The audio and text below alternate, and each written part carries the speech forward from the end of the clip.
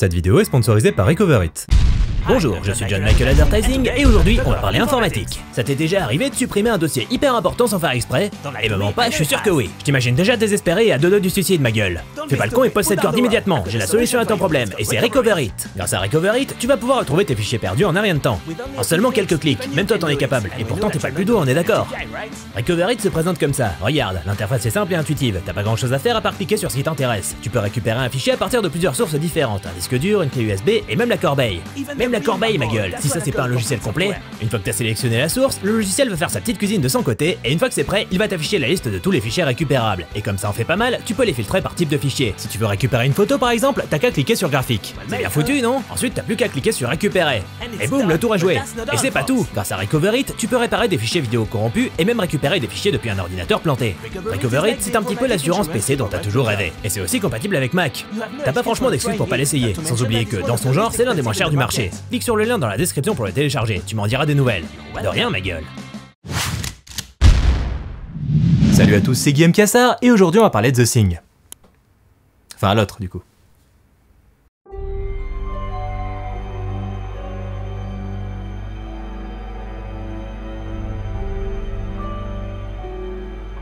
Il y a des mauvais films qui marchent très bien, et il y a de très bons films qui floppent. Et The Thing fait malheureusement partie de la seconde catégorie. Universal n'a donc pas vraiment cherché à capitaliser dessus. Capitaliser sur quoi d'ailleurs? 4 millions de bénéfices? Pendant plus de 20 ans, et malgré son statut de film culte acquis avec le temps, le studio laissa donc la chose en paix, ne prévoyant pas d'y revenir pour une quelconque suite ou remake. Pas grand chose à se mettre sous la dent pour les fans donc, si ce n'est quelques séries de comics éditées par Dark Horse dans les années 90. L'une d'elles faisait d'ailleurs suite au film original, et nous apprenait ce qu'étaient devenus McCready et Childs. Dans la même veine, il y a également eu un jeu vidéo en 2002, mais rien de plus. Les fans n'eurent donc d'autre choix que de se repasser en boucle le film de Carpenter, ou de relire encore et encore la nouvelle de John W. Campbell. En parlant de la nouvelle de Campbell, les éditions du Bélial et moi-même vous proposons une nouvelle fois de gagner 5 exemplaires de la nouvelle traduction de la chose. Plus d'infos en fin de vidéo. Bref, la chose semblait morte et enterrée. La chose.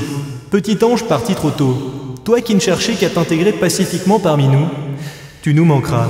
Et puis, en 2005, Universal décide de réveiller la bête. Le projet, une mini-série de 4 heures diffusée sur Sci-Fi Channel et produite par Frank Darabont. Alors le côté mini-série ça peut faire peur étant donné que bon, c'est souvent des productions faites à l'arrache, mais le nom de Frank Darabont, ça inspire quand même confiance. Pour rappel, Frank Darabont a commencé sa carrière comme scénariste sur Freddy 3, Le Blob et La Mouche 2, avant de passer réalisateur et de signer Les Évadés, La Ligne Verte et The Mist, sans oublier son travail de showrunner sur la saison 1 de Walking Dead. Bref, le gars c'est un bon et il s'y connaît en science-fiction horreur. Pour écrire cette mini-série, Darabont fait appel à David Leslie Johnson, qui fut son assistant sur Les Évadés et La Ligne Verte. Il a depuis fait son petit bonhomme de chemin et collabore fréquemment avec James Wan, avec lequel il a écrit Conjuring 2 et Aquaman. L'homme se met donc au travail sur The Return of the Thing, qui démarre 6 mois après les événements du film original, alors qu'une équipe russe débarque sur les ruines du centre de recherche, répondant à l'appel de détresse de Windows. Oui alors c'est gentil, mais la prochaine fois faudra penser à se bouger le cul, hein. Sur place, l'équipe découvre les corps congelés de McCready et Childs, puis finit par tomber sur le vaisseau échoué qui avait amené la chose sur Terre. Ils s'arrêtent donc faire une petite visite et en profitent pour y prélever des échantillons. Sauf que 23 ans plus tard, un avion de ligne contenant un échantillon de la chose s'écrase dans le désert du Nouveau-Mexique, déclenchant bien évidemment toute une série d'événements dramatiques. À base de sang et de larmes. En cherchant bien, on peut trouver pas mal de travaux conceptuels qui laissent penser que la série devait faire la part belle aux transformations gore dans la droite lignée des effets de Rob Bottin. C'était donc généreux et ambitieux. Mais peut-être un peu trop. En effet, la télé ne disposant pas des mêmes moyens que le cinéma, face à l'ambition du script qui allait probablement nécessiter un budget bien plus élevé que prévu, Universal décida de tout annuler. La chose. Tu as tenté de faire ton retour parmi nous, et tu t'es bien vautré la gueule. Ça t'apprendra. En 2008, Mark Abraham et Eric Newman, tous deux producteurs chez Strike Entertainment et collaborateurs fréquents de Universal avec qui ils ont notamment produit L'Armée des Morts de Zack Snyder ou le fabuleux Les Fils de l'Homme d'Alfonso Cuarón, fouillent le catalogue du studio, cherchant une idée de remake à produire. Ouais, y a des gens qui font ça. Les producteurs finissent par tomber sur The Thing, et étant tous les deux de grands fans du film, ils se disent que ce serait sans doute pas une mauvaise idée de creuser le sujet. Sauf que bon, s'attaquer à The Thing c'est quand même un sacré challenge, et tel Carpenter à son époque, ils sont intimidés à l'idée d'en faire un remake. Mais ils ont quand même envie de travailler sur la licence, du coup ils se demandent ce qu'ils pourraient bien faire à la place. Une suite? Bof. Mais un préquel. C'était là une piste intéressante. En effet, dans le premier film, après avoir été attaqué par les deux Norvégiens, McCready et Cooper décident d'aller inspecter leur camp, pour n'y découvrir que les restes du massacre perpétré par la chose. Très marquante, la scène en question laissait néanmoins planer le mystère, laissant les spectateurs se faire leur propre interprétation des événements. C'était donc ça qu'Abraham et Newman allaient faire, raconter l'histoire du camp norvégien et montrer ce qui s'y était réellement passé. Ça s'appelle de la démystification. Ils pitchent donc leur idée à Universal, mais ça coince un peu du côté du studio. Un préquel? Pourquoi faire? Autant faire un remake les gars. Mais Abraham et Newman insistent, tant et si bien qu'ils parviennent finalement à convaincre Universal. Ceci fait, ils sont rejoints par David Foster et Stuart Cohen, les producteurs du film original, et ils engagent le scénariste Ronald D. Moore, connu pour son travail sur Star Trek et Battlestar Galactica, qui écrit une première version du script. Au même moment, pas forcément au même moment, mais l'effet dramatique est cool. Bref, au même moment, À quelques rues de là, le réalisateur néerlandais Matthijs van Heijingen passe un sale moment. En effet, après avoir passé des mois à travailler sur Army of the Dead, un projet de film de zombies écrit et produit par Zack Snyder, tout est annulé à seulement quelques semaines du début du tournage. Dépité, il réfléchit à ce qu'il voudrait faire, histoire de vite rebondir, lui qui n'a jusqu'alors réalisé que des publicités et courts-métrages. Il pense alors à ses deux films préférés, Alien et The Thing qu'il a découvert à l'âge de 17 ans. Alien est toujours d'actualité et il se murmure même que Ridley Scott aimerait y revenir. Mais The Thing, il appelle alors son agent et lui demande de se renseigner. Quelques jours plus tard, il atterrit dans les bureaux de Strike Entertainment face à Abraham et Newman où il pitch quelques idées qui emballent les producteurs. Il est donc engagé pour mettre en scène ce préquel d'après le script de Ronald D. Moore. Son titre, The Thing. Ouais, les producteurs étaient pas hyper chauds pour The Thing Origins ou The Thing The Beginning ou The Thing Reborn of the Ice Terror from Space.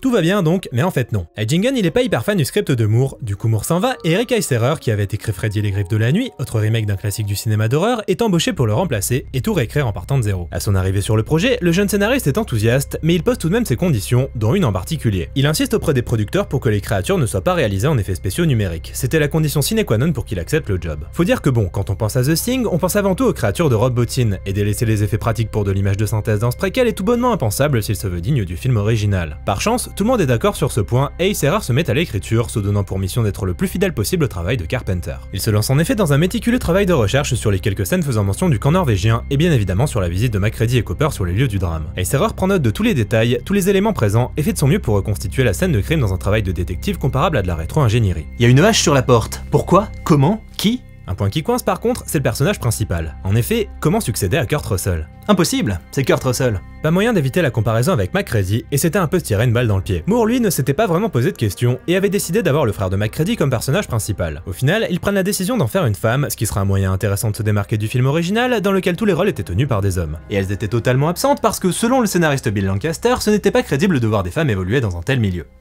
Légèrement sexiste, Bill. C'est donc la talentueuse Mary-Elizabeth Winstead qui hérite du rôle principal. À ses côtés, l'Australien Joel Edgerton. Auriez-vous par hasard projeté d'avoir des Norvégiens dans votre camp de Norvégiens? Hein? Il faut se rendre à l'évidence, si la majorité des rôles secondaires est tenue par des acteurs norvégiens et danois, dont Ulrik Thomsen, convaincre Universal aurait été très compliqué, et ne pas faire appel à des acteurs anglophones aurait résulté en un film entièrement sous-titré, chose bien sûr inenvisageable pour le studio. Lire un film? Quelle drôle d'idée. Pendant que le casting se met en place, les studios Amalgamated Dynamics, ou ADA, sont en plein travaux. En effet, c'est le studio de Tom Woodruff et Alec Gillis, des vétérans du milieu qui ont notamment travaillé sur la saga Alien, qui a été chargé de succéder à Rob Bottin. La pression est donc bien présente, surtout que le studio ne dispose que de 4 mois pour préparer les créatures. En effet, nous sommes en novembre 2009, et le tournage est censé démarrer en mars 2010. Un planning extrêmement serré et difficilement tenable, mais de toute façon, y a pas le choix. L'équipe est cependant ravie à l'idée de redonner vie à la chose en utilisant des techniques traditionnelles, même si les animatroniques seront améliorés en post-production via quelques retouches numériques. Le but étant d'utiliser le meilleur des deux techniques pour obtenir le rendu le plus réaliste possible. Mais pour tout le monde, de Heijingen à Eiserer en passant par ADI, il était évident que l'utilisation des effets spéciaux numériques sur les créatures ne serait que très subtile et ne prendrait jamais le pas sur les animatroniques et autres maquillages. L'ambition était de traiter ce préquel comme la première partie d'un diptyque et de faire en sorte que les deux films aient l'air d'avoir été tournés quasiment en même temps. Une ambition intéressante, tourner un film de façon réellement old school, ça peut donner un résultat et une ambiance vraiment sympa si c'est bien fait. Avec un budget de 38 millions de dollars, le tournage débute donc en mars 2010 tel que prévu, au studio Panwood de Toronto, où les décors du camp norvégien du film de Carpenter furent reconstruits à l'identique. Quant aux extérieurs du camp norvégien, ils seront tournés sur une gravière au nord de Toronto. Très peu de tournage en milieu naturel pour cette fois donc, à l'exception de quelques scènes tournées en Colombie-Britannique. Très appliqué, Heijingen avait constamment un laptop avec lui, contenant des centaines de captures d'écran du film original censé l'aider à être le plus cohérent possible avec le matériau de base. Tout le monde était motivé à l'idée de faire un film digne du chef-d'œuvre de Carpenter, et ça impliquait bien sûr énormément de pression, mais en tant que fan, l'équipe fit de son mieux, et en juin 2010, le tournage prit fin. Il allait ensuite profiter de 10 mois de post-production jusqu'à sa sortie prévue pour le 29 avril 2011. Les effets numériques sont ainsi confiés au studio Image Engine, déjà à l'œuvre sur le génial District 9 de Neil Blomkamp, aux effets réellement impressionnants. Même si c'est juste censé être des petits ajouts, du peaufinage. Après quelques mois de travail, Heijingen montre sa version au studio, et là, c'est le drame. Le studio n'est pas satisfait. La raison, le film fait trop années 80. Ouais, c'est-à-dire que c'était plus ou moins le but. Mais à Universal, on veut rien entendre. Alors voilà ce qui va se passer. Déjà, on va couper les scènes chiantes. Faut que l'action démarre plus vite. Et le film, il va être décalé de 6 mois parce que j'aime autant vous dire qu'on va faire des reshoots. On va en profiter pour changer la fin d'ailleurs. Et puis les effets animatroniques là, comme dans les années 80, on veut plus les voir. On dit à Image Engine de tout remplacer par des beaux CGI tout propres. Voilà. Pour Heijingen, c'est un cauchemar, mais étant un jeune réalisateur sans vraiment de pouvoir, il ne peut qu'accepter ses conditions ou rentrer chez lui. Il décida donc de rester et d'exécuter un simple travail de technicien, avec le studio constamment sur son dos, sans aucun espoir d'imposer une quelconque vision personnelle sur son film. Et donc, tel que le studio avait demandé, la fin fut retournée, de nombreuses scènes coupées, et les créatures d'ADI furent toutes remplacées par des effets spéciaux numériques. Merci Universal, c'est cool un studio qui comprend les attentes des fans. The Thing sort finalement le 14 octobre 2011 dans une discrétion quasi totale. L'accueil critique est majoritairement défavorable, et le film ne rapportera que 31 millions de dollars au box-office, loin de rentabiliser les 38 millions investis. Et ce fut un énorme coup dur pour deux parties impliquées dans la production. D'un côté, Mathis von Heijingen, qui fut tellement refroidi par l'expérience qu'il se retira des plateaux de cinéma pendant près de 10 ans, ne tournant que des pubs et quelques courts-métrages. Son nouveau long-métrage, The Forgotten Battle, est un film de guerre allemand avec Tom Felton prévu pour avril 2021. Lui qui espérait faire son entrée dans le système hollywoodien avec The Thing, il a finalement déclaré que, suite à cette expérience, il ne souhaitait pas retravailler avec un studio américain. Quant à l'autre victime de l'échec de The Thing, c'est tout simplement le studio ADI. En effet, après avoir vu tous leurs effets remplacés par de l'image de synthèse, Tom Hodjoff et Alec Gillis ont fait une grosse dépression. Ce qui est compréhensible. Mais après quelques temps, ils ont décidé de diffuser quelques vidéos du tournage, histoire de montrer aux fans à quoi aurait pu ressembler le film s'il avait conservé leurs effets spéciaux. Suite aux réponses extrêmement enthousiastes du public et en réponse à The Thing, ils décidèrent de se lancer dans la production de leur propre film de monstre, Harbinger Dawn, produit via un financement participatif et dans lequel ils se donnèrent pour mission de n'utiliser que des effets pratiques. Et le pitch en gros, c'est The Thing sur un bateau. Alors j'ai pas vu le film, juste quelques extraits. Les effets ont l'air cool. Les effets ont l'air cool. Le reste, pas franchement. En tout cas, je vous invite à vous abonner à leur chaîne Studio ADI, leurs vidéos sont hyper intéressantes. Vous m'en direz des nouvelles, mais revenons-en au sujet principal. The Thing démarre quelques semaines avant le film original, alors que l'équipe des Norvégiens découvre ce qui ressemble bien à un vaisseau extraterrestre échoué dans la glace 100 000 ans plus tôt. Pour avoir un avis d'expert et dégager ce qui semble être un occupant du vaisseau emprisonné dans la glace, le docteur Sander Halvorson fait appel à la paléontologue Kate Lloyd. Une fois sur place, ils parviennent à dégager le bloc de glace contenant la créature extraterrestre et le ramènent à l'avant-poste. Bien évidemment, la créature finit par en sortir, et lorsque sa faculté d'imitation est comprise par Kate, la paranoïa se répand parmi le groupe de Norvégiens. Du coup, que vaut The Thing, le préquel du remake? The Thing version 2011 n'est pas aussi bon que la version originale. Il en est loin. Ça me semblait évident. Il y a beaucoup de problèmes dans ce film, et la plupart sont très certainement liés à sa post-production chaotique. Déjà, le problème évident qu'on a déjà évoqué, les effets spéciaux. Je me rappelle de la première fois que j'avais vu le film. J'étais pas du tout au courant de tout ce qui s'était passé pendant la production, et je me souviens avoir été extrêmement déçu face à la première créature en CGI. Je m'y attendais vraiment pas. C'est assez dingue au final, parce que pour tout le monde, The Thing égale animatronique, marionnette, maquillage, bref, effets pratiques. Ça me serait même pas venu à l'idée qu'il était possible qu'ils aient pu faire autrement, ça allait à l'encontre de toute logique. Enfin bref, du coup, les CGI. Ils sont vraiment pas extraordinaires. Il y a un côté beaucoup trop lisse, je trouve. Si on compare avec les effets du premier film, déjà, on peut voir que ça dégouline de partout, ce qui renforce le côté un peu dégueulasse de l'effet. Ici, c'est pas le cas, ce qui donne un rendu beaucoup trop propre. Deuxième chose, le sang. Omniprésent dans la version de Carpenter, il se fait ici extrêmement discret, et il faut avouer que les effets gore manquent cruellement au film. On veut du sang, bordel! Je suis pas quelqu'un qui recherche forcément le gore à outrance, mais là bon, si le but c'est de respecter l'essence du film original, bah le gore en fait partie. L'aspect mutation, destruction des corps, effusion de sang, tout ça participait énormément à instaurer un malaise général qui fait encore fortement effet aujourd'hui dans le film de Carpenter. Et malheureusement, s'il est bien question ici de mutation et de destruction des corps, encore heureux, cet aspect n'est jamais vraiment percutant et n'arrive pas à la cheville de l'original. Le film ne met jamais mal à l'aise et n'est jamais choquant. Et c'est dommage parce que d'un autre côté, le design des créatures est vraiment soigné. On est certes très loin de l'inventivité de Rob Bottin et ses créatures cauchemardesques, mais ADI a quand même fait du bon boulot, et si le rendu avait suivi, je pense vraiment qu'on aurait pu avoir droit à des monstres extrêmement cool. Mais non, ça faisait trop années 80. Dommage, parce qu'à la base ce préquel était quand même plein de bonne volonté, réalisé par des fans et pour des fans. Y a qu'à voir le soin qui a été apporté à la reconstitution de l'avant-poste norvégien. C'est un travail vraiment fou, surtout qu'ils n'ont pas eu les plans des décors originaux, ils avaient juste les scènes du film de Carpenter comme base. Et pour estimer la taille des décors, ils ont utilisé la taille de Kurt Russell comme repère. Habile. Et rien n'est laissé au hasard, tout est pensé pour que chaque élément finisse à la place qu'il avait dans le film de 82. Bref, si le feeling général est pas extraordinaire, tout n'est pas à jeter pour autant. Et le casting est plutôt bon, Mary-Elizabeth Winstead est très convaincante comme à son habitude, et la façon dont son personnage prend petit à petit l'ascendant sur les Norvégiens est un des bons points du film. Difficile de la comparer avec McCready donc, même si le schéma reste globalement le même, avec un personnage plutôt discret mais plus raisonné que les autres, qui finit par prendre le commandement par la force des choses. Mais si on doit trouver un pseudo McCready, ce sera plutôt du côté de Carter, pilote d'hélicoptère américain incarné par Joel Edgerton. Il est cependant mis à l'écart pendant une bonne partie du film, probablement dans le but de faire de Kate la seule et unique leader du groupe face aux Norvégiens.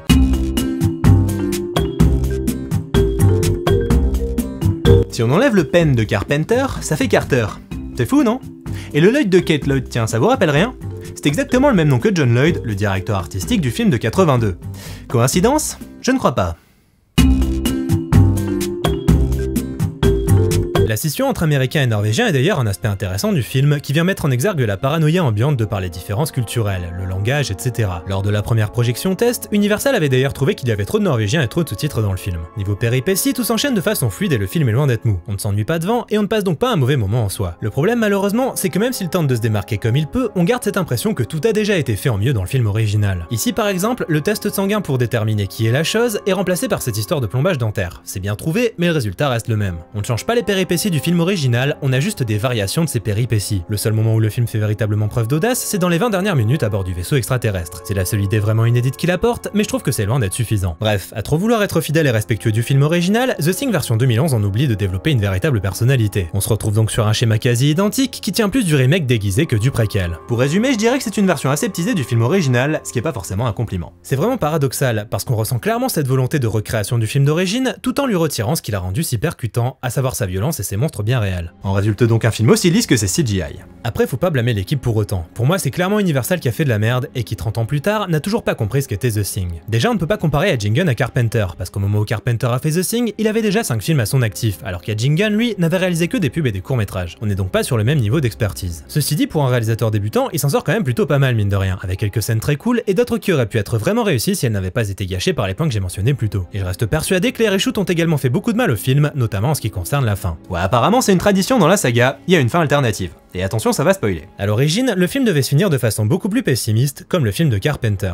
En effet, après avoir carbonisé le personnage de Carter, qui était une imitation de la chose, Kate devait mourir de froid en pleine neige tel McCready. La raison, tout le carburant de l'autoneige avait été transvasé dans le réservoir de son lance-flamme. Elle a donc préféré sacrifier ses chances de survie en utilisant le lance-flamme pour tuer la chose, plutôt que de la laisser s'échapper. Une fin pas hyper joyeuse donc, mais qui se posait une nouvelle fois plus ou moins comme un copier-coller du film original. Mais ça aurait quand même été plus marquant que la fin qu'on a eue. Mais ce n'est pas tout. La scène coupée la plus intéressante devait se passer au sein du vaisseau, où Kate tombait nez à nez avec le pilote, un extraterrestre dégueulasse mais extrêmement bien fichu grâce aux bons vieux effets spéciaux signés Eddie. À ce moment-là, le film était censé donner toutes les réponses concernant le crash du vaisseau et la présence de la chose à son bord. Le vaisseau était en fait une sorte de zoo extraterrestre avec toutes sortes de créatures capturées par le pilote à travers la galaxie. Le problème, c'est qu'il a fini par capturer la chose sans savoir ce qu'elle était vraiment. Naturellement, tout est parti en couille et le pilote a décidé de faire s'écraser le vaisseau dans l'espoir de tuer la chose. Et voilà, le film avait enfin une raison d'être. Ça aurait été cool, non? Bah... moyen en fait. Ouais, je suis relou.